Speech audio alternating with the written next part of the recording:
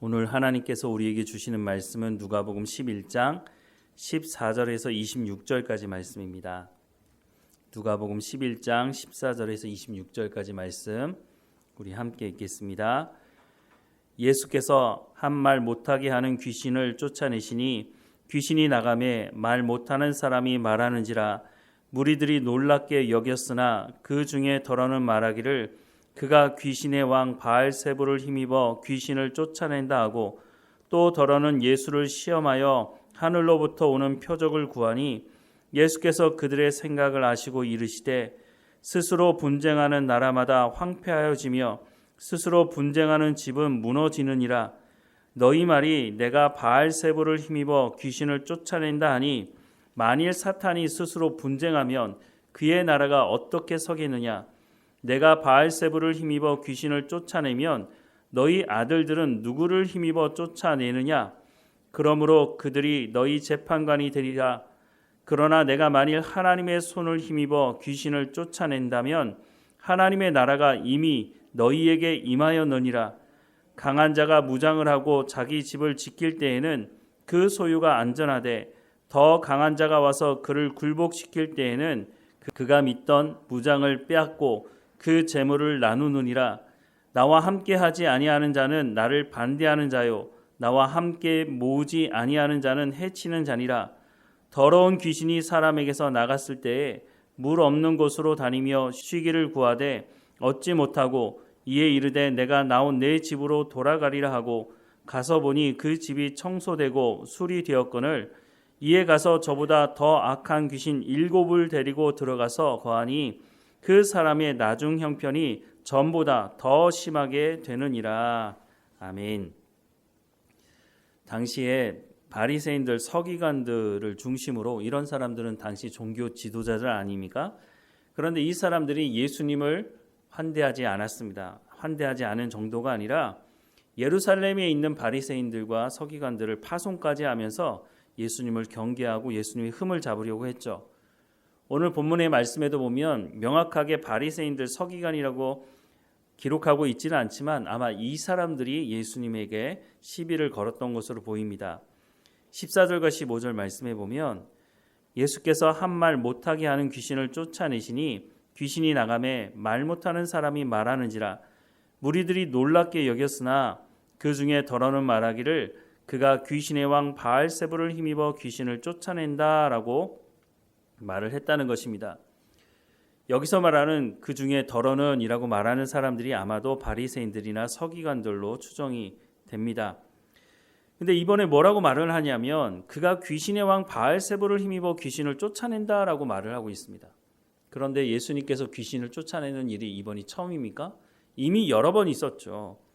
많은 사람들이 귀신으로부터 해방되는 일들을 경험했는데 이제 와서 하는 말이 그가 귀신의 왕 바알세불을 힘입어 귀신을 쫓아낸다고 말하는 것입니다. 귀신의 왕 바알세불은 사탄의 다른 이름이기도 합니다. 즉 예수님이 사탄의 부하라는 거죠. 당시 종교 지도자들의 수준이 어느 정도인지를 알게 되는 말씀입니다. 엉망진창인 거죠. 예수님이 이 말씀을 들었을 때 한숨을 푹 내쉬었을지도 모르겠습니다. 16절 이하의 말씀을 보니까 또 더러는 예수를 시험하여 하늘로부터 오는 표적을 구하니 예수께서 그들의 생각을 아시고 이르시되 스스로 분쟁하는 나라마다 황폐하여지며 스스로 분쟁하는 집은 무너지느니라. 너희 말이 내가 바알세불을 힘입어 귀신을 쫓아낸다 하니 만일 사탄이 스스로 분쟁하면 그의 나라가 어떻게 서겠느냐. 내가 바알세불을 힘입어 귀신을 쫓아내면 너희 아들들은 누구를 힘입어 쫓아내느냐. 그러므로 그들이 너희 재판관이 되리라 라고 말씀합니다. 사탄이 예수님을 시험했던 그 장면이 생각이 납니다. 사탄이 뭐라고 말했습니까? 내가 하나님의 아들이거든. 돌이 떡이 되게 해라. 성전 꼭대기를 올라가서 뛰어내려보라고. 또 내게 엎드리면 내가 이 권세를 내게 주겠다라고 했던 것처럼 이와 같은 것을 요구하는 사람들의 모습을 보게 됩니다. 그런데 예수님께서 이 말씀을 듣고 차분하게 설명을 하시는데 뭐라고 말씀하시냐면 내가 사탄의 힘을 힘입어서 귀신을 쫓아낸다면 어떻게 사탄의 나라가 쓸 수 있겠느냐라고 하시면서 또 한 가지는 19절 말씀에 보면 너희 아들들은 누구를 힘입어 쫓아내느냐? 그러니까 예수님만 귀신을 쫓아낸 것이 아니라 다른 사람들도 물론 자기의 힘으로 귀신을 쫓아낼 수는 없겠죠. 그러니 예수님께서 말씀하는 겁니다. 자, 그러면 너희 말이 맞다면 내가 귀신을 쫓아내는 것이 바알세불의 힘을 힘입어서 쫓아낸다면 너희 아들들, 너희는 그러면 누구의 힘을 가지고 귀신을 쫓아내는 것이냐? 말이 맞지가 않는 것이죠. 오늘로 얘기하자면 내로남불입니다. 내가 하면 노맨스지만 다른 사람이 하면 불륜이라는 거죠. 바리새인들이나 서기관들이 말하는 그 말에 오히려 자신들의 잘못이 있다는 것을 드러내는 말을 하고 있는 것입니다. 예수님은 말씀을 이어가시는데 20절 이하의 말씀해 보니까 그러나 내가 만일 하나님의 손을 힘입어 귀신을 쫓아낸다면 하나님의 나라가 이미 너희에게 임하였느니라.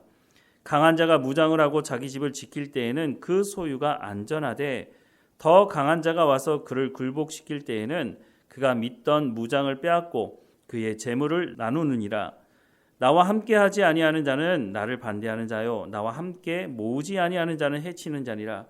더러운 귀신이 사람에게서 나갔을 때에 물 없는 곳으로 다니며 쉬기를 구하되 얻지 못하고 이에 이르되 내가 나온 내 집으로 돌아가리라 하고 가서 보니 그 집이 청소되고 수리되었거늘 이에 가서 저보다 더 악한 귀신 7을 데리고 들어가서 거하니 그 사람의 나중 형편이 전보다 더 심하게 되느니라 라고 말씀을 하고 있습니다. 예수님께서 귀신을 쫓아낸 이후의 상황에 대해서 말씀을 합니다. 예수님께서 귀신을 쫓아내는 것 정말 중요합니다. 귀신이 나간 그 사람에게도 정말 기쁘고 감사한 일이죠. 그런데 거기서 그치는 것이 아니라 더 중요한 것이 있는데 귀신이 나가고 난 이후에 그 사람의 삶이 어떠하느냐가 정말 중요하다는 것입니다.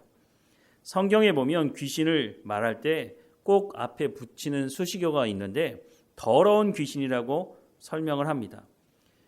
귀신 들린 사람을 보면 정말 더럽게 보입니다.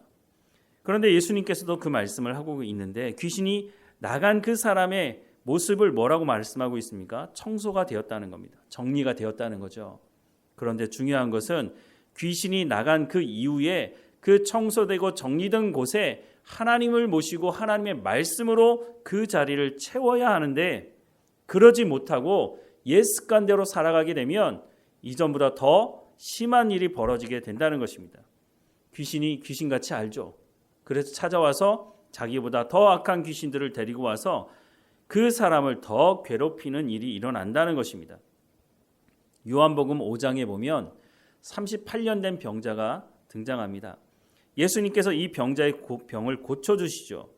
그런데 예수님이 누구인지도 알지도 못하고 이 사람은 나중에 사람들이 묻죠. 당신이 38년 동안 병을 앓고 있었던 것을 우리가 아는데 누가 고쳐줬냐고. 나도 모르겠다고. 그러다가 나중에 예수님을 만나게 되죠. 예수님께서 뭐라고 말씀하십니까? 더 심한 것이 생기지 않게 다시는 죄를 범하지 말라라고 말씀하십니다. 즉 이 사람이 38년 동안 병을 앓았던 원인이 죄 때문이라고 하는 것을 알 수 있는 거죠. 한번 나음을 입었다고 해서 평생 병에 걸리지 않는다고 말할 수는 없는 것입니다.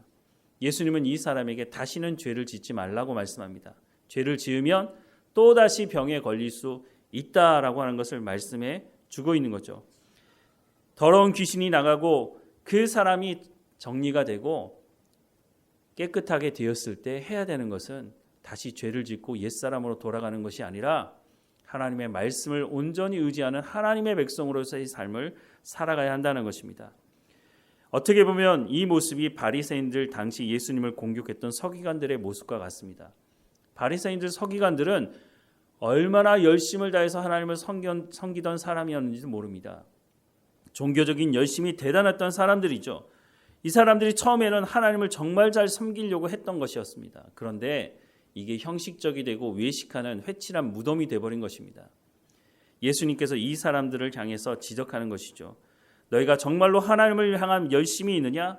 그렇다면 회칠한 무덤으로 살아갈 것이 아니라 너희 안에 하나님의 말씀을 채우고 하나님 말씀에 순종하는 삶을 살아가야 한다고 하는 것입니다. 그렇지 않으면 더 악한 귀신 7을 데리고 와서 너희 형편이 전보다 더 심하게 되는 일을 경험하게 될 것이다. 아니 이미 경험하고 있지 않느냐? 그러니 하나님의 말씀에 귀를 기울이고 순종하라는 말씀을 해주고 있는 겁니다.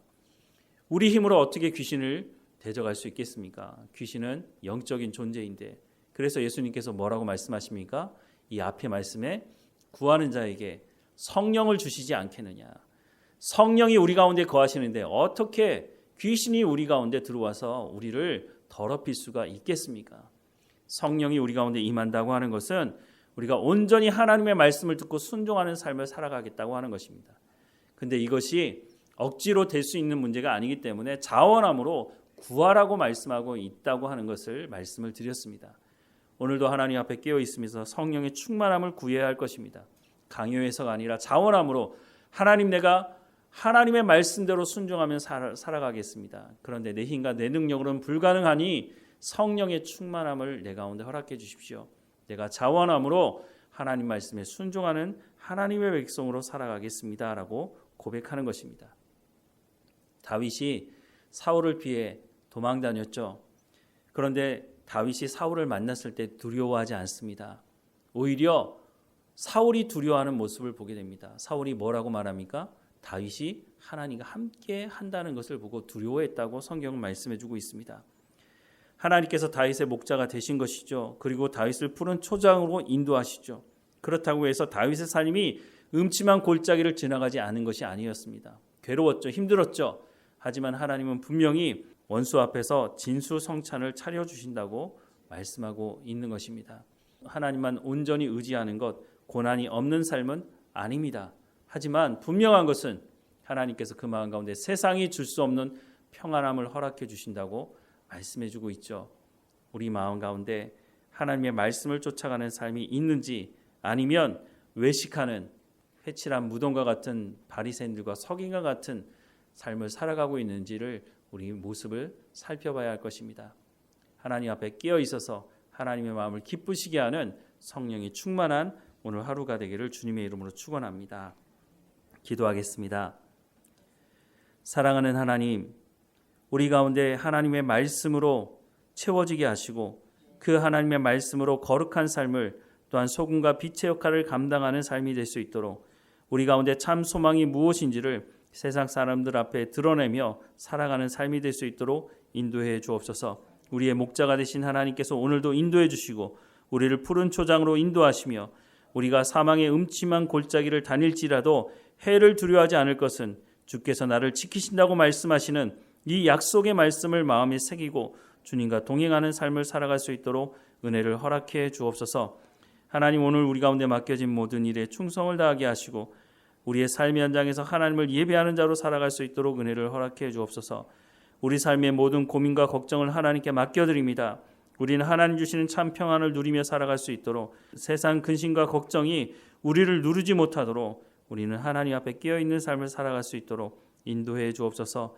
하나님, 우리 가운데 맡겨진 모든 일을 통해서 하나님의 영광이 드러나는 삶이 될 수 있도록 인도해 주시며, 무엇보다 우리의 삶을 통해서, 우리의 착한 행실을 통해서 우리가 하나님의 말씀 복음을 증거하는 삶을 살아갈 수 있도록 인도해 주옵소서. 오늘도 우리와 함께 하시는 하나님께 감사하고 예수님의 이름으로 기도드립니다.